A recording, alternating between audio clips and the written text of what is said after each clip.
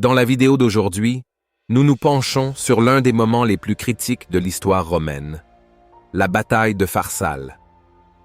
Cette confrontation épique entre Jules César et Pompée le Grand a changé à jamais le cours de la République romaine et a ouvert la voie à l'essor de l'Empire romain. Comment les brillantes tactiques de César ont-elles pu renverser la situation en sa faveur contre une armée plus nombreuse? Quelles ont été les conséquences à long terme de la défaite de Pompée sur l'avenir de la Rome antique? Rejoignez-nous pour découvrir le génie qui se cache derrière la victoire de César et l'héritage qui a suivi. Avant de plonger, assurez-vous de vous abonner à notre chaîne Mythologie et Histoire. Appuyez sur le bouton « J'aime » et n'oubliez pas de cliquer sur la cloche de notification pour ne manquer aucune plongée future dans les événements les plus fascinants de l'histoire ancienne. En 48 avant Jésus-Christ, la République romaine était au bord de la destruction. Deux de ses plus grands chefs militaires, Jules César et Pompée le Grand, se livraient une lutte acharnée pour le contrôle de Rome. César, ayant récemment achevé sa conquête de la Gaule, revient en Italie en héros. Cependant, sa traversée du Rubicon avec ses légions, un acte clair de défiance envers le Sénat, déclencha une guerre civile qui allait remodeler l'avenir de Rome. Pompée, autrefois allié de César, était devenu son rival. Soutenu par le Sénat romain, il commandait une grande armée et régnait sur une grande partie des territoires romains orientaux, dont la Grèce et l'Égypte. Son influence politique était vaste, mais les prouesses militaires et le charisme personnel de César faisaient de lui un adversaire redoutable. La décision de César de marcher sur Rome força Pompée à fuir en Grèce, où il rassembla ses forces pour affronter César dans une bataille décisive. La lutte entre César et Pompée n'était pas seulement une lutte pour le pouvoir, c'était une bataille pour l'avenir même de l'Empire romain. La vision de César pour Rome était celle d'un pouvoir centralisé sous son règne, tandis que Pompée, soutenu par l'aristocratie romaine, cherchait à préserver l'ancien ordre républicain. Alors que César poursuivait Pompée à travers la Méditerranée, les deux forces convergèrent finalement en Thessalie, près de la petite ville de Pharsale. Pompée avait l'avantage du nombre, avec près de 2 fois plus de troupes que César, mais les légions de César étaient aguerries et farouchement loyales. Sa capacité à inspirer ses hommes et à s'adapter à des circonstances en évolution rapide allait bientôt définir le cours de la guerre civile romaine. Le décor était planté pour l'une des batailles les plus cruciales de l'histoire romaine, où le génie militaire de Jules César serait une fois de plus mis à l'épreuve. Dans les jours précédant la bataille de Pharsale, les deux généraux manœuvrèrent soigneusement leurs armées, se positionnant pour l'inévitable confrontation. Pompée, confiant dans sa supériorité numérique et dans la force de sa cavalerie, croyait pouvoir submerger César dans un engagement direct. César comprenait cependant que les chiffres bruts ne décideraient pas du sort de Rome. Sa stratégie supérieure et son expérience à la tête de ses légions de vétérans lui donneraient bientôt l'avantage dans ce qui allait devenir l'une des batailles les plus légendaires de l'histoire romaine. L'issue de la bataille à venir déterminerait non seulement le vainqueur de la guerre civile romaine, mais aussi l'avenir de la Rome antique, de l'Empire romain et de son leadership sous Jules César. Jules César a dû faire face à des adversaires de taille à la bataille de Pharsale, mais son talent tactique lui a permis de renverser la situation. Malgré une infériorité numérique considérable, César est resté calme et confiant dans sa stratégie.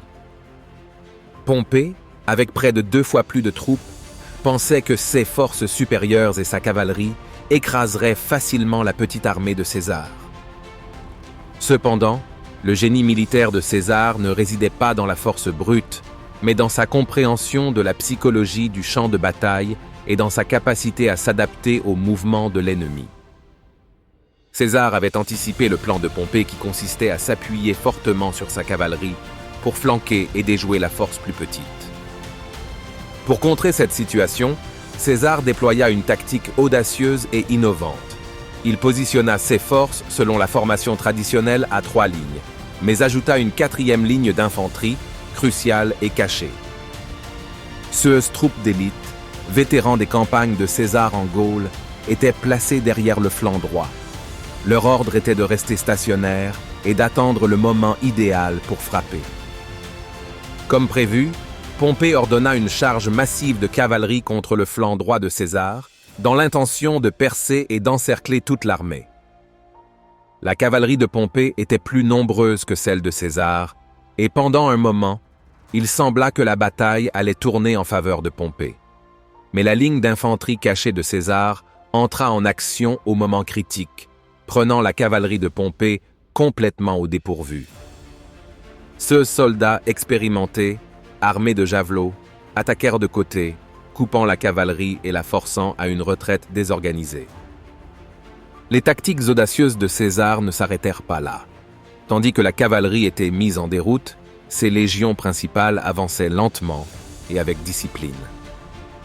Les soldats de César, profondément fidèles à lui en raison d'années de difficultés partagées, ont maintenu une discipline parfaite sous la pression des forces plus importantes de Pompée. Ils formaient un mur de boucliers défensifs, permettant à l'ennemi de s'épuiser avant de lancer une contre-attaque.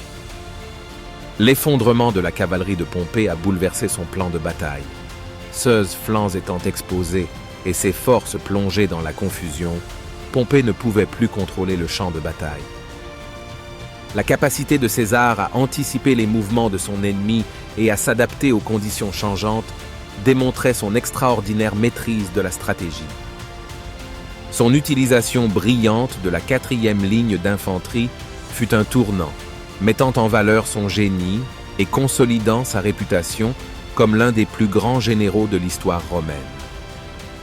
En déjouant les plans de Pompée grâce à ses tactiques audacieuses, César a prouvé une fois de plus pourquoi il était craint et respecté dans tout l'Empire romain.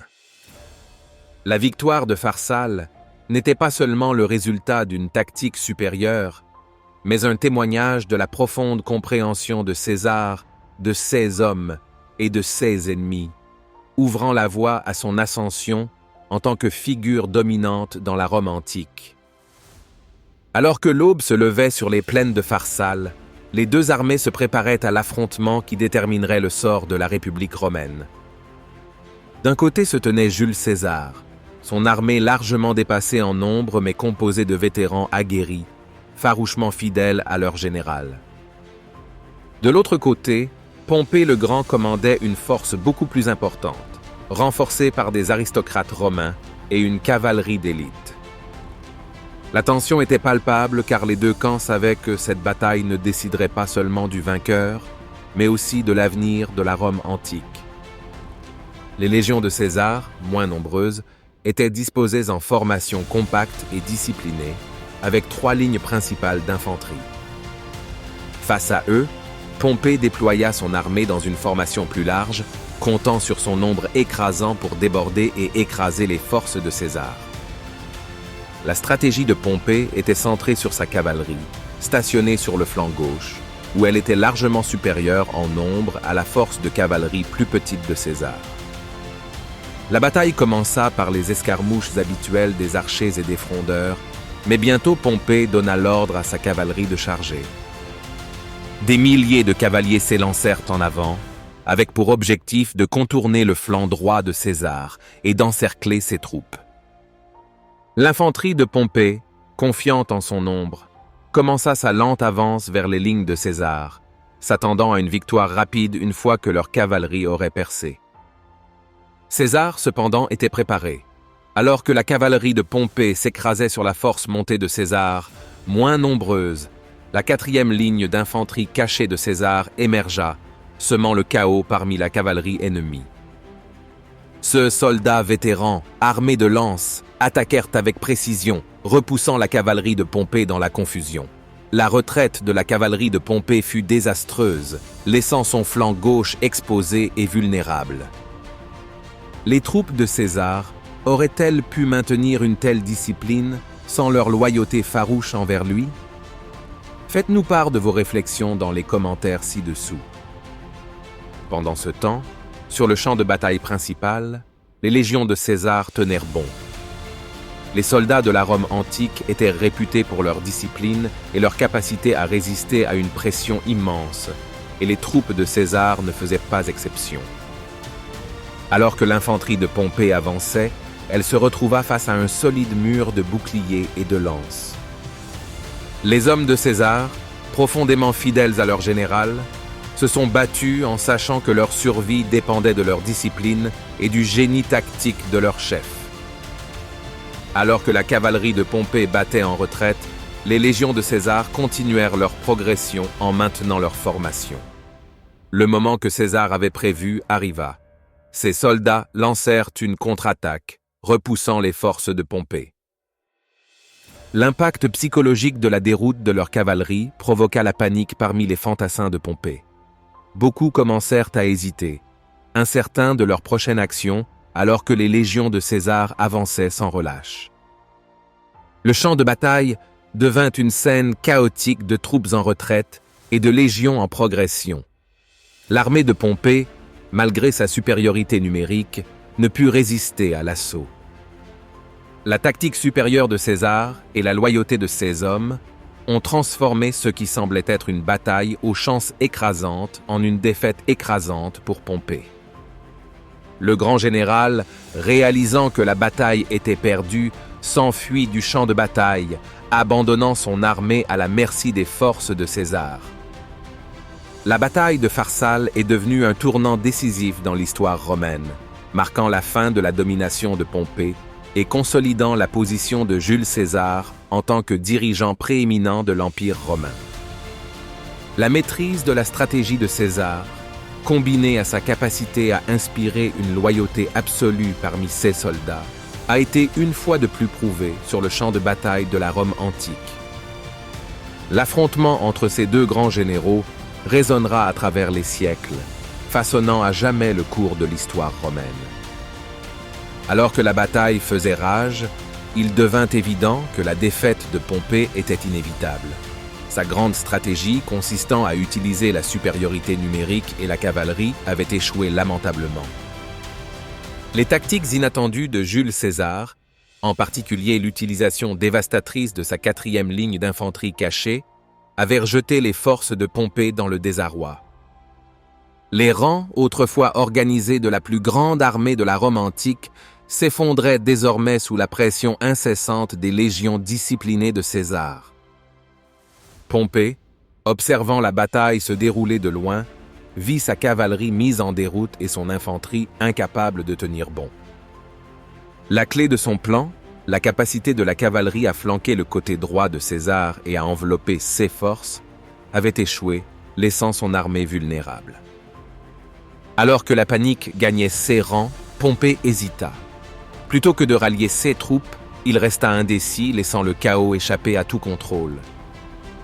Son incapacité à agir de manière décisive dans ce moment critique n'a fait qu'aggraver l'effondrement de ses forces.